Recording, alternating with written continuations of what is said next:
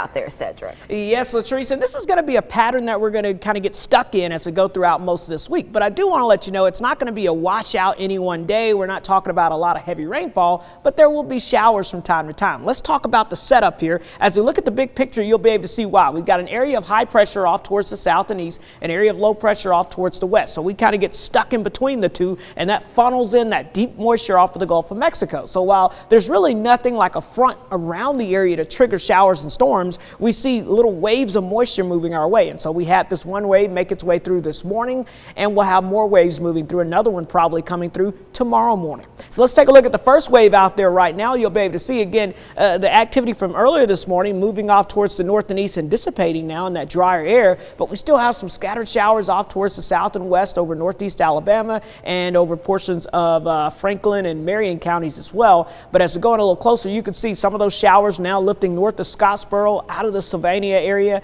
now moving towards Trenton right now, seeing some of that good rainfall there, over towards the Stevenson area as well. This is lifting towards Jasper and eventually may make its way into Chattanooga. In fact, our future scan, which is an exclusive product that you'll find only right here on Local 3, it takes the radar image and projects out about an hour what the radar will look like, and you can see it tracks these showers into Chattanooga and then into portions of northern Hamilton and Bradley counties up towards Dunlap and eventually probably over towards Dayton and Athens. And then notice we still have a few more showers lingering over portions of Jackson County. So scattered showers off and on throughout the afternoon will be the story. And thanks to the clouds and the showers, at times that'll kind of affect the temperatures as well. So the western half of the area will likely be cooler than the eastern half of the area today.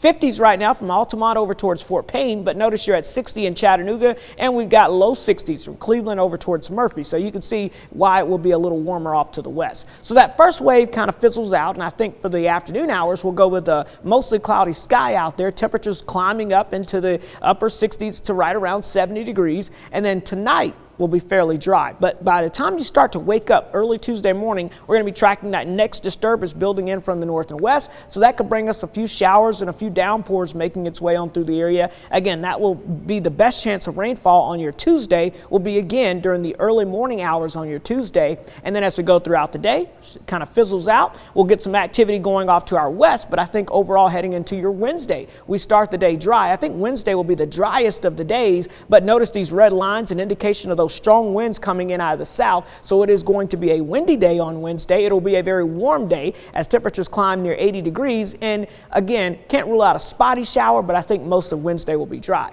Now Thursday, here comes the big day. Wednesday night into Thursday, that's when this whole system starts to move our way. But notice the timing. After midnight to Wednesday night into Thursday morning, we could be tracking a line of showers and thunderstorms rolling on through, and that'll come through during the pre-dawn hours on your Thursday. Now, when that happens, there is, yes, a chance of severe weather, but I think because of the timing, that's going to be in a weakening stage, so I'm not overly concerned about severe weather, but of course we'll keep an eye on it. The good news is we get a little dry period from Thursday into Friday. So Wednesday is the big day where we have the best chance of showers and storms moving through with that front. Again, that's mainly going to be overnight into early Thursday morning. We do have a level 2 out of 5 risk of severe weather, but I think as we've seen the past several events, the greatest risk of severe weather will be off to our west across the Mississippi River. Again, between now and Wednesday, not a ton of rainfall, a quarter to maybe up to a half an inch of rain. That could go up to 1 inch to 2 inches of rainfall Wednesday night into Thursday as a stormy pattern builds in for not only for midweek, but also as we get towards Easter weekend. And then after Easter weekend, again, still looks like we've got a cool down heading our way as well. Here's your Storm Alert 7-day forecast. Again, a 50% chance of those scattered showers today. We'll bump it up to a 40% chance for your Tuesday. I think the driest day will be Wednesday. It'll also be the warmest day, and then we'll track those chances for strong storms overnight Wednesday and early Thursday before a brief break Thursday.